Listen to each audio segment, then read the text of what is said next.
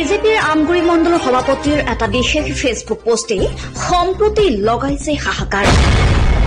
সচেতন ভোটাৰ ৰাইজৰ মাজত আজি সৃষ্টি হৈছে তীব্ৰ প্ৰতিক্ৰিয়া।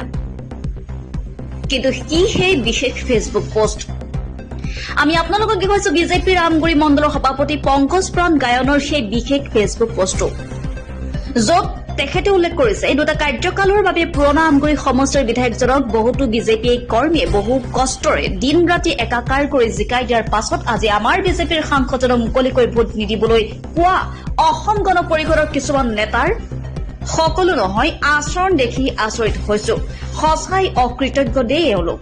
কৈ থলো, যিসকল মোদীজীৰ লগত নাই, মিত্ৰতাৰ নামত আমিও নাই সেইসকলৰ লগত।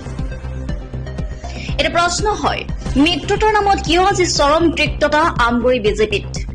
অমৃত পান কৰোৱাৰ নামত বিজেপিক কোনে আজি পান কৰালে কালকুট?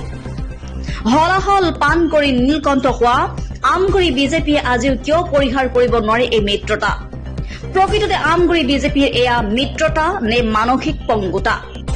পৌৰাণিক আখ্যান লুটিয়াই কাৰ সৈতে তুলনা কৰিব এই মিত্ৰতা?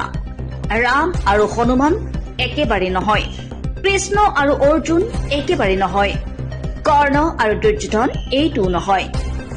তেনেহলে কাৰ বাবে এই মিত্ৰতা? কিয় এই মিত্ৰতা?